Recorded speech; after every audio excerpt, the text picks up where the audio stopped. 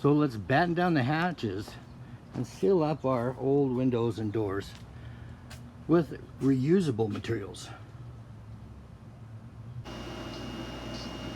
Not all my windows on my home are upgraded. This back bedroom window, I like to keep the bedroom dark. So each year I summarize the window by adding this 2-inch thick thermal barrier. Instead of using tape on the sides to seal it, I found that pillow fluff from an old degrading pillow here, it's ripped out, actually makes a great insulation, a sealant between the brick and the material and the insulation material. The plan is you cut the material about a 1/4 inch short all around, so it's a 1/2 inch short.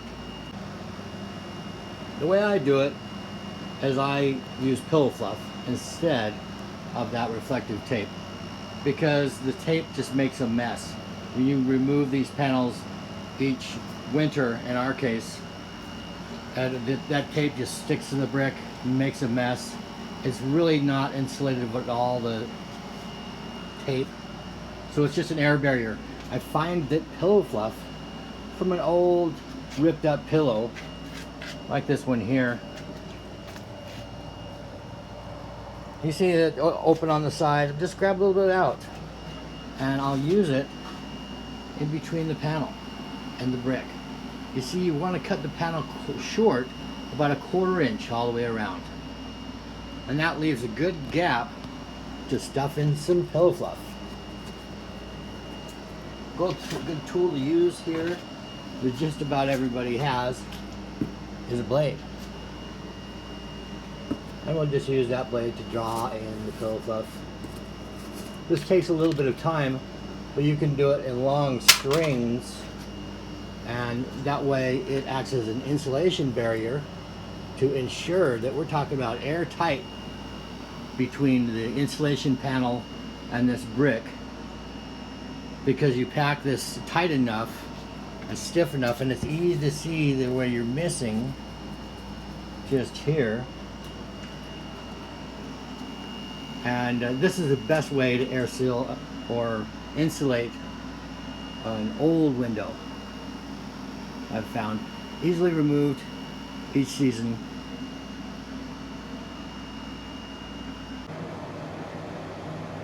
Well, I'm sure you're correctly saying, well, Jason, that is just not attractive. In this case, this is my backyard. This is just a back sitting area. So it doesn't need to be pretty. I'm not worried about it. But where I am, I'll show you this. Here we are in front of the home. Got another window that I have yet to replace. It's a single pane window. But you see, I've made this shade square just with 1x2s and some shade fabric and staples. It's pinch fitted in there. But what that does is it hides the insulation layer that I put back on the inside in this case. And it also shades the window from sunlight.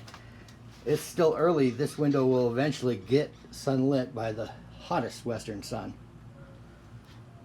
And let me unpinch this fabric insert and we'll take it down. And you can see there's the single pane window I have yet to replace.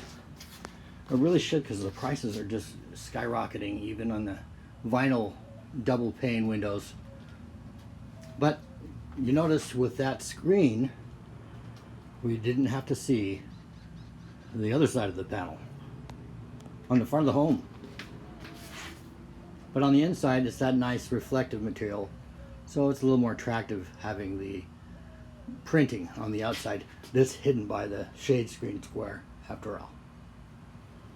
Now we'll just put it back. And here we are on the inside of that window. Well, I did the same plan. I cut the material a 1/4 inch short all the way around, and then I fitted it into the window well. I removed the blinds in this case because there just wasn't enough room with it, including the 2-inch panel. And I just stuffed it with pillow fluff, drawing it in with a knife, getting a good tight bead all the way around with just free pillow fluff. The point is, it's not tape. It acts as an air and an insulation barrier. The main thing about it, you put tape on the wall and it's a pain. It's a mess to get off if you're removing these seasonal insulation panels. So you with pillow fluff, you just remove a length of pillow fluff enough that the panel simply releases on its own, and then it can be reused every year. So let's batten down the hatches and seal up our old windows and doors with reusable materials.